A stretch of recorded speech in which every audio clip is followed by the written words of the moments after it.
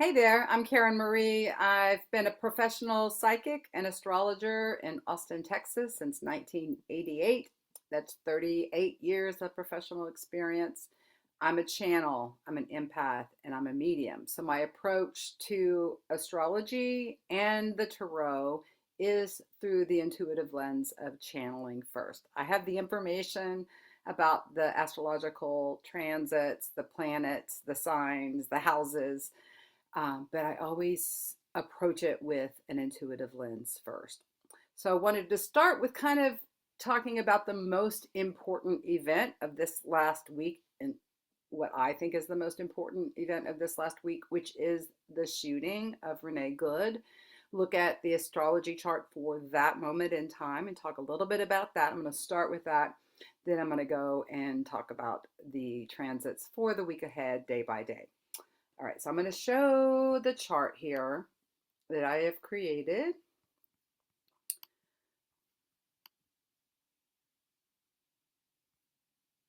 All right, so you should be able to see this. So this is, I just labeled it Renee Good's shooting, which happened on Wednesday, the 7th of January this year, 9:37 a.m. in Minneapolis, Minnesota. So this is where everything was in the skies when she was shot.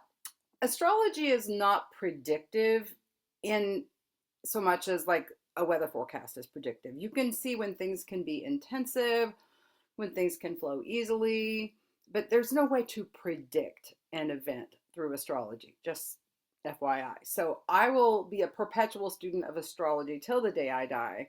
So I always like to look at important events and see if I can see in the astrology what the signature is. So the main thing about this last week is we've had this huge stellium moving through Capricorn. A stellium is three or more planets. And just to explain what I've got here, this is Juno, which is an asteroid. This is the planet Mercury. This is Pholus. This is the Sun. This is Venus. This is Mars. This is Astrea. And this is Vesta. So four planets and four asteroids in the sign of Capricorn. So Capricorn is a cardinal sign, which means it initiates things. All the cardinal signs initiate a season. Capricorn initiates the season of winter. It's an earth sign.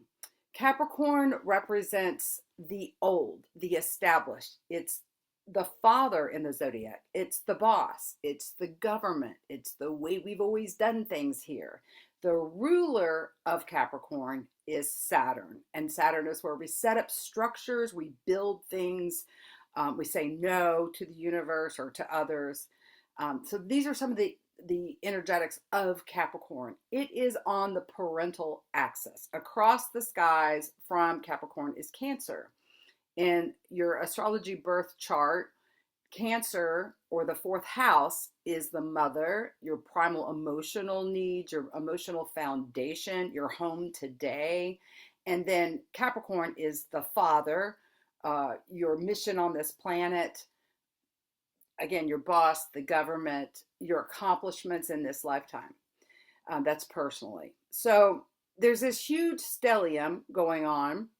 And across the skies from the stellium is the planet Jupiter, which is called the Great Benefic.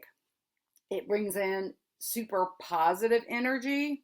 Well, let me back up and say every planet and every sign has its pros and its cons, right? So Jupiter is retrograde right now. So it's going backwards in Cancer. This by itself, if no other transit was happening, this could be stirring up childhood wounding or issues that you've had with your mother, yourself as a mother. These are kind of the examples of that. Cancer is also one of the signs of a healer. So we could all be going within to try to do some healing work. So this opposition between all these planets in Capricorn and Jupiter in Cancer is a tug of war between the father and the mother energies, right? So let me just dive into the planets, what was going on the day at the time she was shot, right? So we have a conjunction, all three of these planets together in the skies. By the degree, they're different minutes. The sun was 17 degrees and 21 minutes. The Venus was 17 degrees and 34 minutes. Mars was 17 degrees and 45 minutes. So they're all at the same degree, just minutes apart here. Huge gathering in the sky of these planets, right? So the sun, I like to see the sun as the source energy where, the universe is shining a light on something important. Venus is the divine feminine principle. It's where we receive energies. Venus is the goddess of love, relationships, beauty, and finances. And then Mars is the divine masculine principle. It's how we take action and put energy into things. On the downside, Mars is the god of war. And so it can be where we get overly aggressive. A male energy out of balance can be too aggressive. That action principle in the world can come out as a negative violence, war. The downside of the Venus can be overly needy. Venus is the receptive principle, where how we receive energies. Mars is how we put energies out there. And if you've ever seen a female energy out of balance, it's usually like feeling extra needy, wanting something outside to rescue. And again, the male out of balance is over aggression.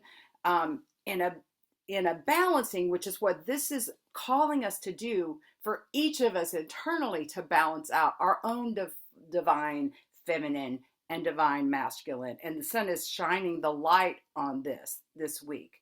So are you receiving? Are you open to receiving in your own personal life what the universe has to offer? Are you taking action in the ways that you feel guided? Are you out of balance? Are you feeling needy and not that you don't get enough, you're not receiving enough? Are you overly aggressive? Are you out there too much? Or are you not taking enough action, right? So there's there can be the downside of the Venus of like giving too much, like putting everybody else's needs first and like, oh, it's okay, I don't need anything. Like that's an out of balance giving of the divine love energy. Everything is important to be balanced out. So I thought it was interesting in this situation. Here was a woman, she was with her wife, so there was the double feminine there, and they were having a clash with a male energy, in my opinion, a male that was out of balance, full of rage, ready to take aggressive action instead of being in touch with his own divine feminine, pausing, assessing the moment, being receptive of whatever energies were coming down. There was an overly aggressive male energy. So again, Jupiter across the skies here magnifies and makes things bigger. So it was making this energy bigger, more powerful. The other thing that I found super interesting here is we've got Uranus on at this moment. Uranus is the great awakener, and Uranus throws sudden, shocking, unexpected curveballs. They can be positive or negative, but it's the shocks and surprises is what Uranus is known for. But the ultimate goal is to wake us up. Uranus was at 27 degrees and 47 minutes in Taurus. Exactly trine Uranus is Vesta at 27 degrees and 47 minutes. So Vesta is an asteroid that to me represents the principle of sacrifice. Back in ancient Rome, Vesta they would pick a virgin to guard the sacred flame, but she would often be sacrificed, right? So I see Renee Good as a sacrifice, like she sacrificed her life, but for a greater purpose, in order to wake us all up to what's really happening. I think, there was a number of us that was already aware of what ICE has been doing to traumatize our country. but this, I think, brought it even more largely onto the global stage. And I think it will be looked at as a turning point so that her sacrifice will wake us all up to and maybe positive change so that her sacrifice will not be, go unnoticed. I mean, already we all know her name, right? So like she's, and much like George Floyd, who died just a few blocks. I've heard it's like less than a mile from the spot where he was killed. So it's interesting the karma there in Minneapolis. I'm not going to dive down that rabbit hole. But these are the things that jumped out to me about what was going on at the moment when she was killed.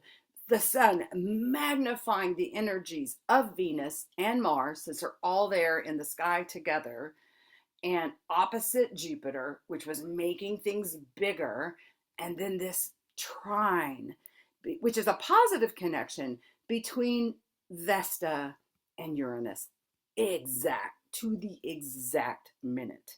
So that's kind of what jumped out at me about her chart.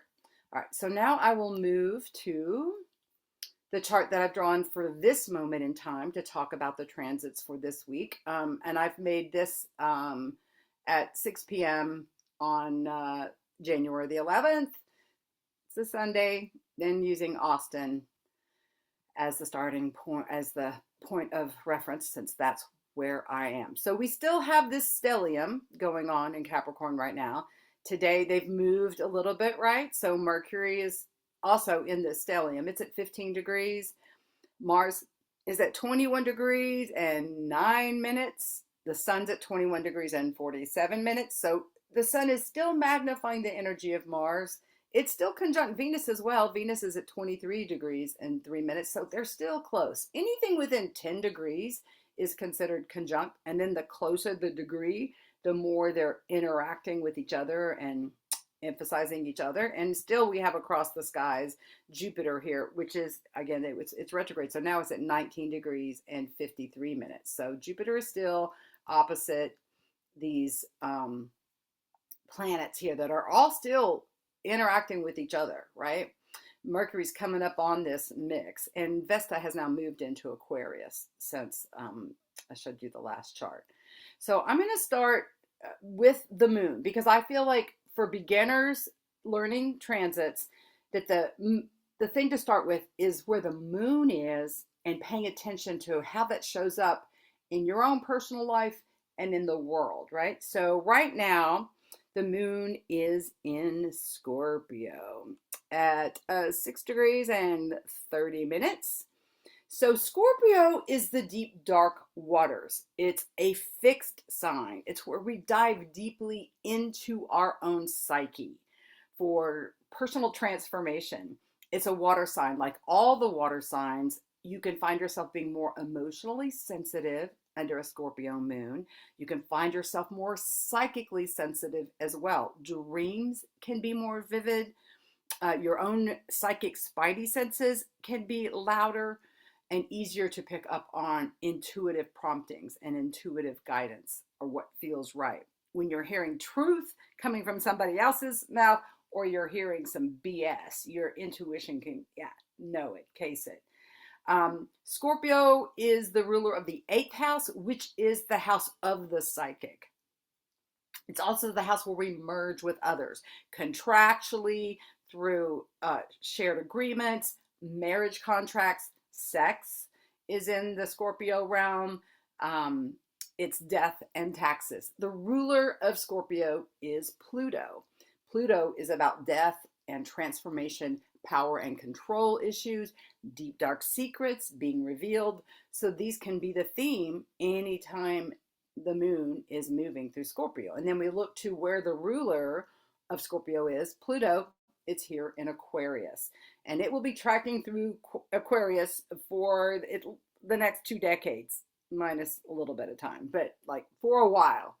And Aquarius rules the 11th house in the astrological wheel, and this is the house of groups and networks, the collective, humanity vibing together. So this power and control and transformation is then now empowering the collective, the we. It was in Capricorn for the longest time, empowering this old structure, the Capricorn, the old paradigm of the top down power over.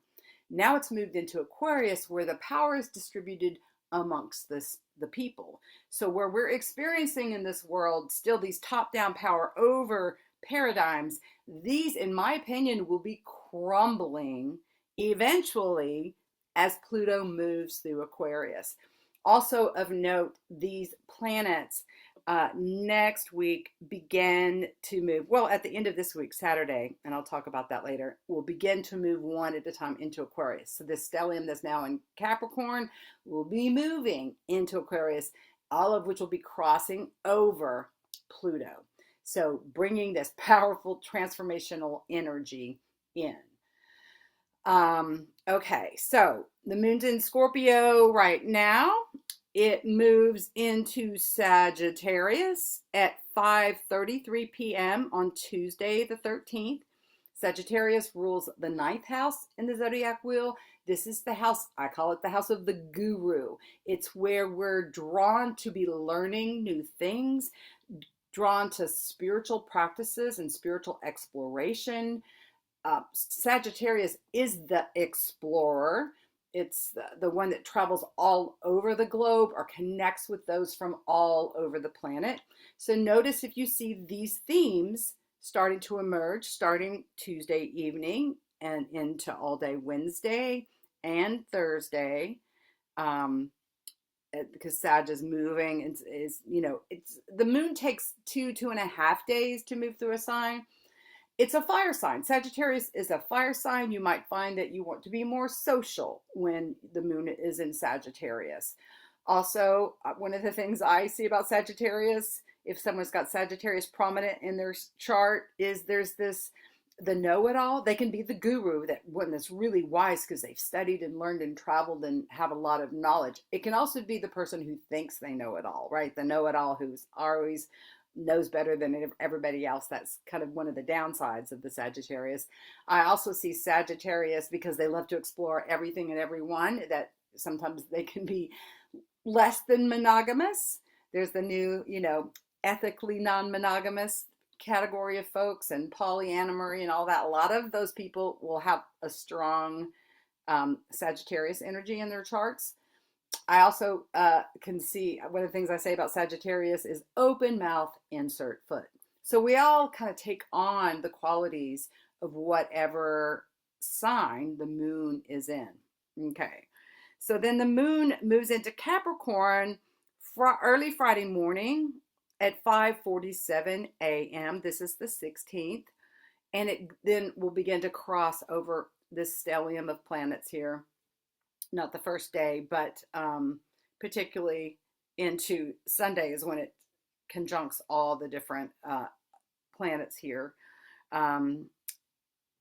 So there's a strong energy, and I already described these energies of what Capricorn represents. So again, notice if you come up against any old power plays, if there's stuff that comes up with your father, even if your father has crossed, or yourself, if you're a father, or issues with your boss, or not even issues, that these themes become prominent, or old structures. See if these themes don't come up into play in your life.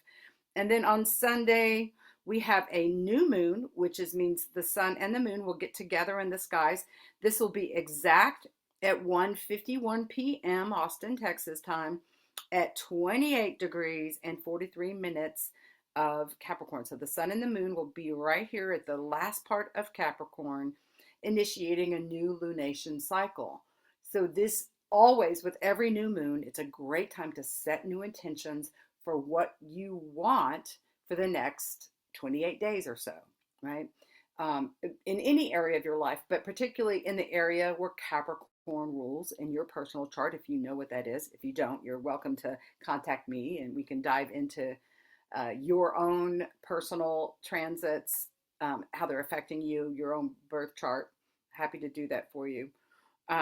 So the new beginning is in this last degree of Capricorn, where there is a shift in these old power struggles, and how are they going to be shifting in your own personal life, right? The old paradigms, the old ways you've done things, maybe there's a new beginning and a new way, because right after the moon will be moving into Aquarius at 4:17 p.m. on Sunday afternoon, and then we'll be crossing over Pluto, bringing transformation. So those are the transits of the moon this week.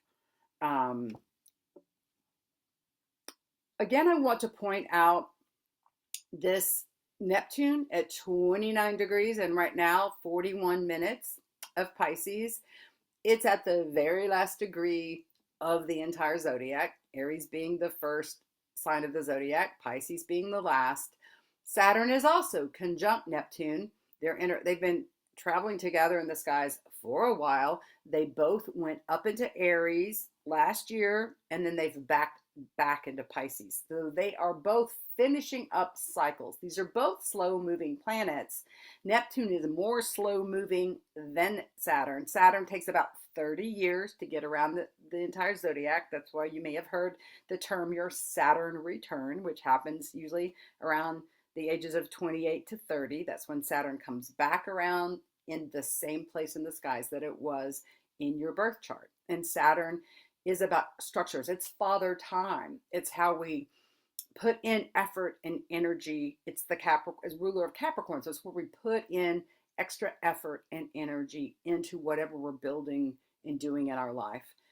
And so it's closing out its cycle, and Neptune as well. Neptune takes 164 years to get around the entire zodiac. So we will not see a complete transit of Neptune in our lifetime, right? So right now it is closing up its long journey through the entire zodiac, but it's been in Pisces since 2011. Now, let me talk a little bit about the Pisces energy. Pisces, I said it's the last sign of the zodiac, so it is where we complete things, we wrap things up, we take our final exams, learn our lessons. And Pisces is two fish. One fish is super psychic, it's super sensitive, it's super spiritual, it's tapped in to the wisdom of the universe, it is enlightened, it realizes that we are all one here on the planet, right? Aware, conscious, tuned in. That's one of the fish, and one of the positive sides of Pisces energy. The other fish is tied up in addiction, illusion, delusion, wanting to check out, fuzzy thinking. Neptune dissolves, it can take things away. So with this transit moving through Pisces since 2011, think about these issues in your life. Have you been working to try to overcome an addiction in your life, or a checking out that you may have been doing?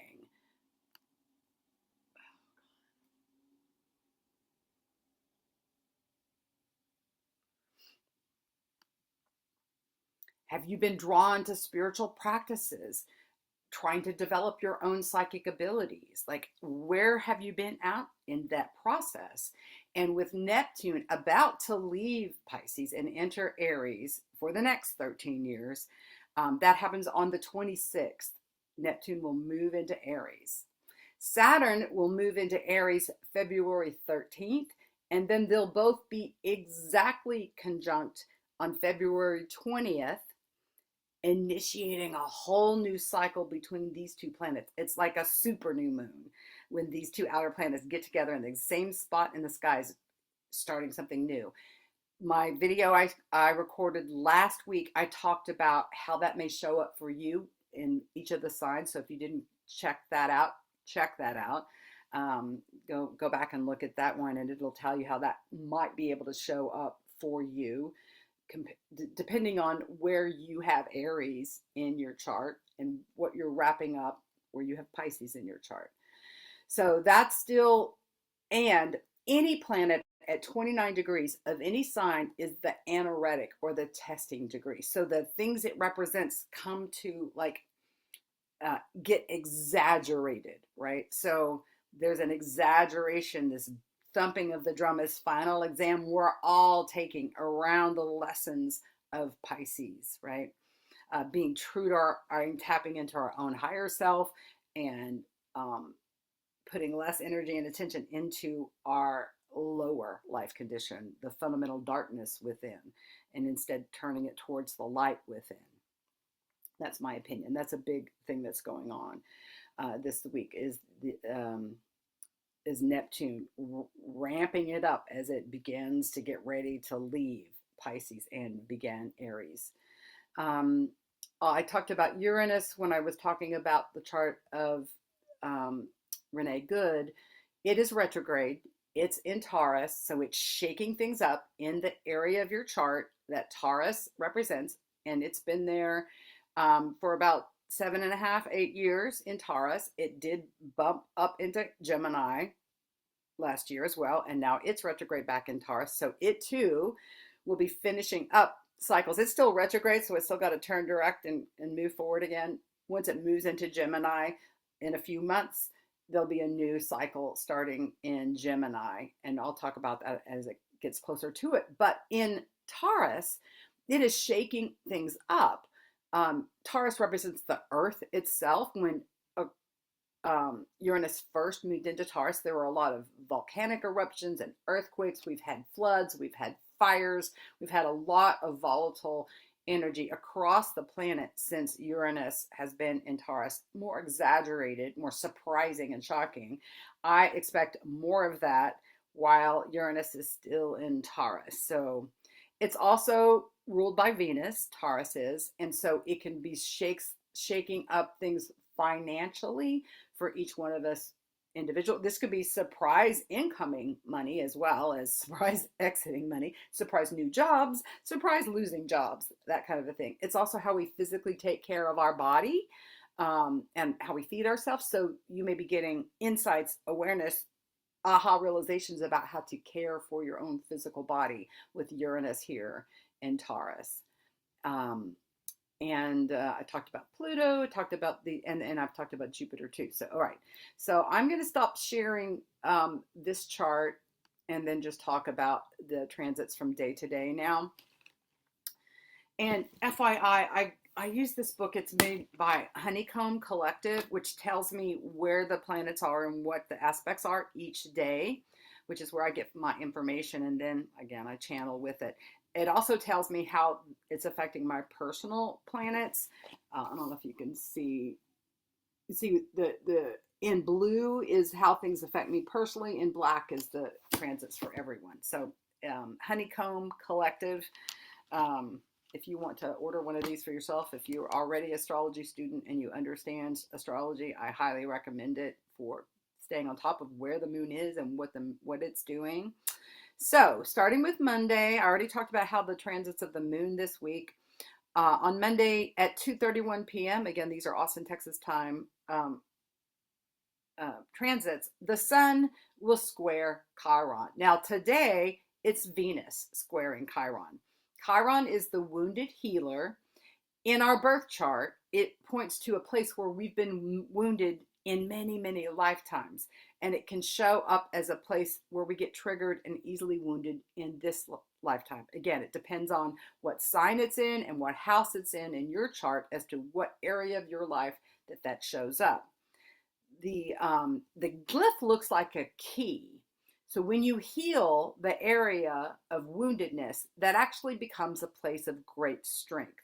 If you haven't healed it, it can feel ouchy whenever there's an interaction with Chiron. So today, Venus has been squaring Chiron. Venus in Capricorn is squaring Chiron in Aries. Chiron moving through Aries. Aries, again, is the first sign of the zodiac, so it has a lot to do with our sense of self. The first house in the astrological chart is our personality, our vitality, what the world sees, how we feel about ourselves. So Chiron can be bringing up any woundedness you have around that. Like if you've always felt like not good enough, even if that's unconscious or subconscious, or hey, everybody likes me. Not everybody has the woundedness in the same areas. And in these last decan of Chiron, Chiron in the last decade of Aries can also talk about what we envision for our lives for the future. What do you see your future being? And do you need to heal your vision, your sense of self as you move into the future? It's at 22 degrees of Aries right now. So if you have any planets or points close to this degree in Aries or in Capricorn, you might feel personally affected by that. Again, it can be a check-in time. If you've done a lot of work on yourself and you have an aspect with Chiron, you might actually feel like an empowered sense of, oh, check. Like, that would normally trigger me, but no, I feel good about that. I know how to respond. I know how to pause, breathe deeply, tap into my own inner voice and source energy, and not feel in reactionary mode, right? A square typically is a contentious relationship when it shows up between two planets. There's usually some sort of action required. So today, for example, Venus squaring Chiron, since Venus represents relationships, money, beauty, and the arts, you could have some issues being triggered today that could be about relationships in your life. Do you feel loved by the people in your life? Do you generate self-love? How's your money and finances? Is there been wounding around, like, do you feel like you're earning enough? Do you feel valued by the universe? That kind of thing can be being brought up and being triggered, right? So on Monday, we have the sun in Capricorn squaring Chiron.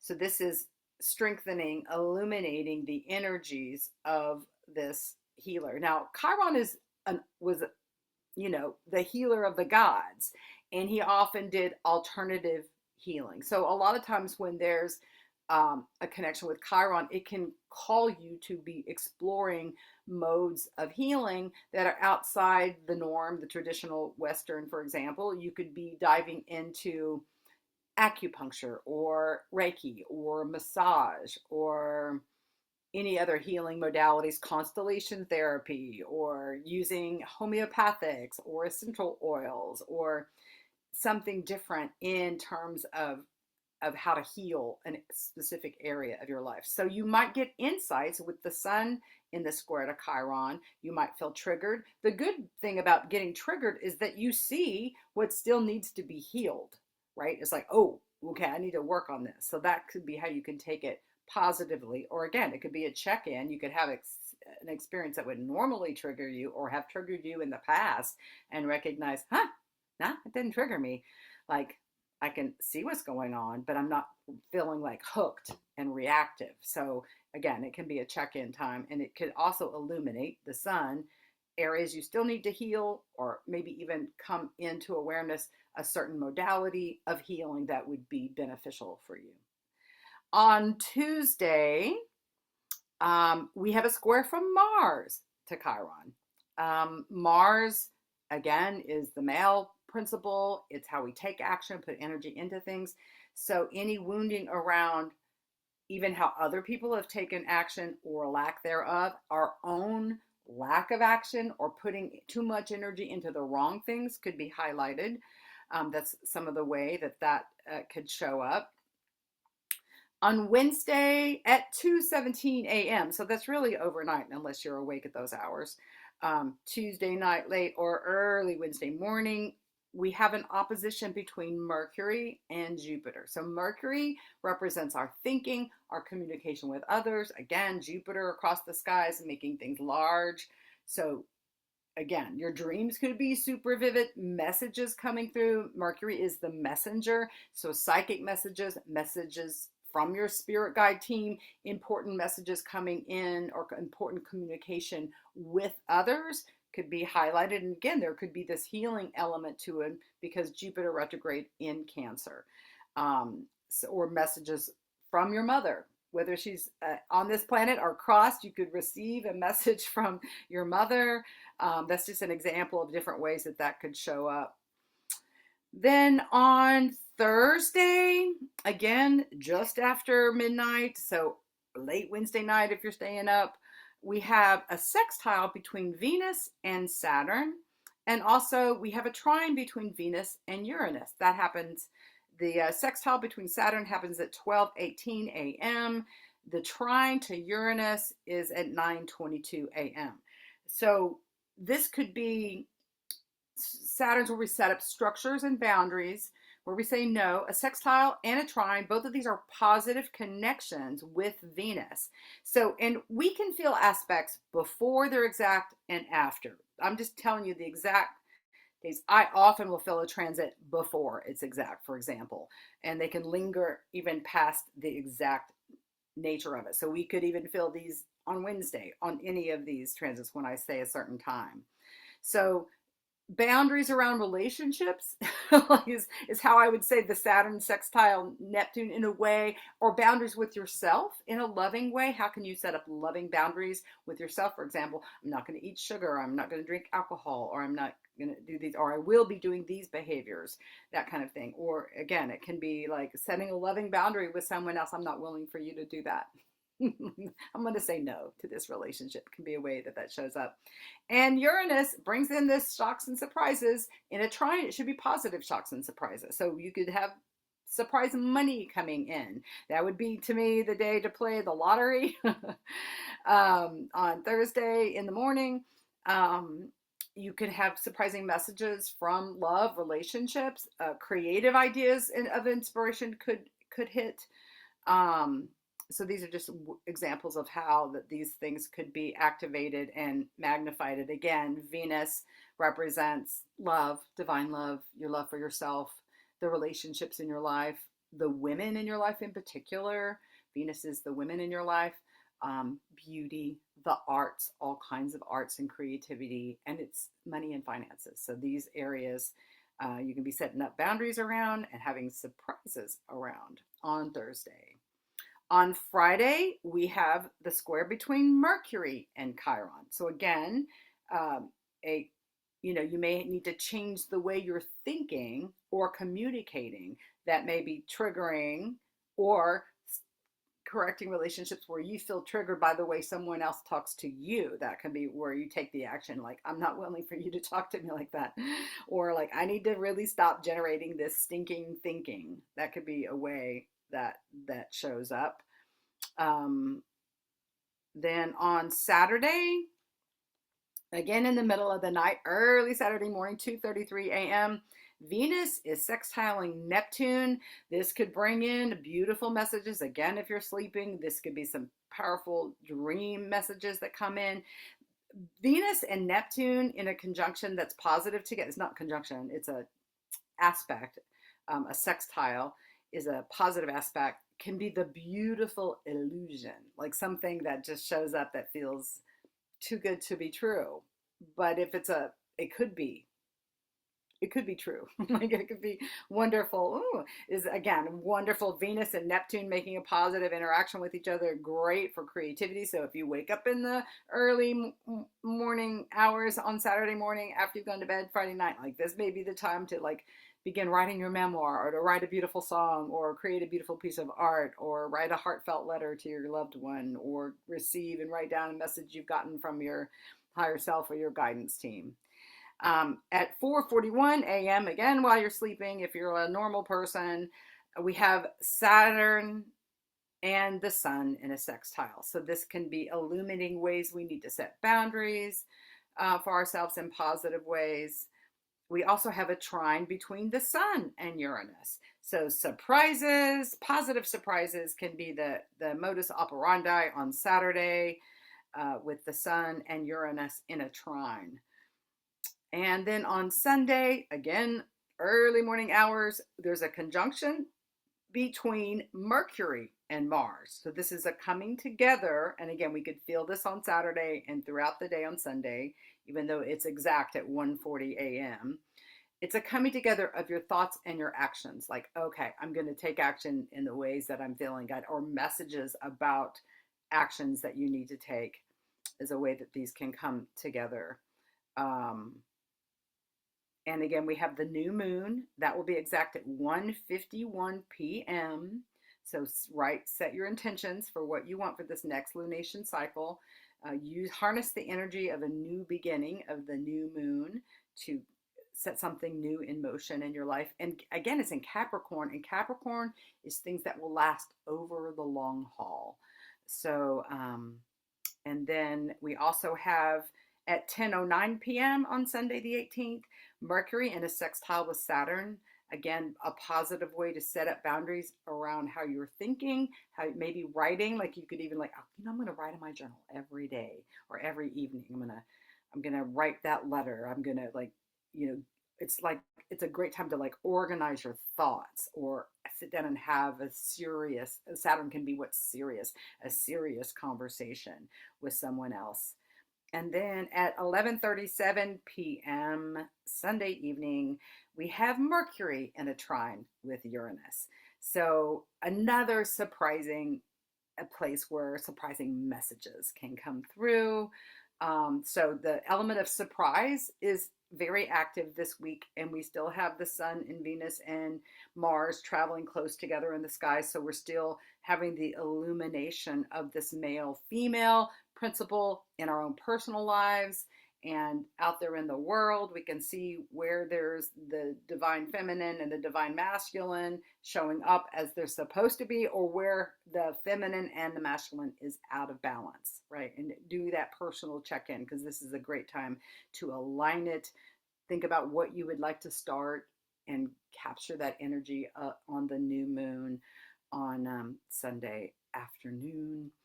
And that's what I have for the transits this week. If you would like a personal reading with me, and typically in a personal reading, I'll start with your birth chart.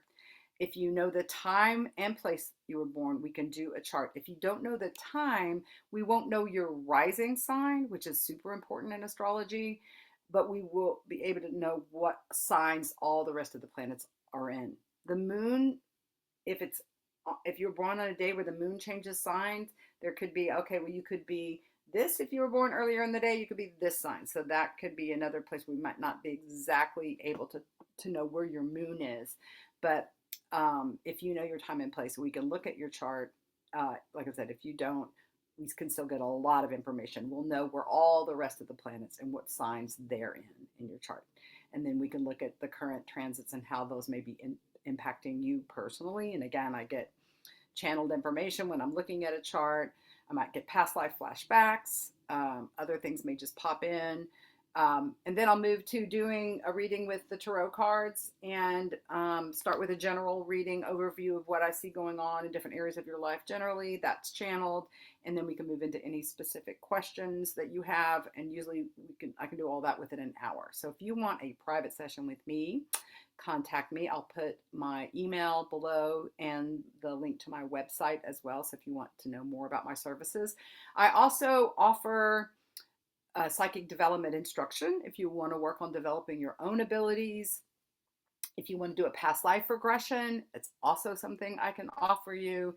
Rebirthing session, which is a process of coached breath work to work on transforming and moving stuck energy. I do house clearings if you're here in the Austin area. I'm also a professional musician, so if you want a house concert, I can help you out on that front as well. In fact, my website has a music tab if you want to look and see what kind of music that I do. So I wish you the best. Make sure you take time each day to pause, to tap into your own higher self, your own inner voice, your own intuition, and ask yourself the question, what do I feel guided to do today or at this moment? And pause. And if you don't feel an answer or a prompting, just keep asking that question and then notice the things that come up, especially if they come up more than once, right? The synchronicities. If you are taking action based on your own intuition, you're on the best path for your life. And usually if you're on the right path for your life, there's confirmation showing up from the universe. You'll get the flow, you'll get the winks from the universe going, yeah, that's right. Conversely, if you are off track, you'll get the potholes and the brick walls and the red lights and the conflict coming into your life. So you can always adjust internally, which will adjust your experience of the external environment is always a reflection of you. So the higher your life condition is, i.e. that you've plugged into spiritual practices, that you've raised your life condition, the better your life is. So spiritual practices are where the growth is at, and spiritual practice can be a walk in the woods. It can be staring into a candle flame. It can be doing breath work. It can be formal prayer. It can be chanting. It can be whatever you know taps you into flow and your best self. So do as much of that as you can this week. Disconnect from the 3D world. There's so much cray cray going down. It's important to, like, I think it's important to know what's going on, but not spend too much time feeding on that, right? Feed yourself from your spiritual higher self, and you'll have your best day in life. So many, many blessings.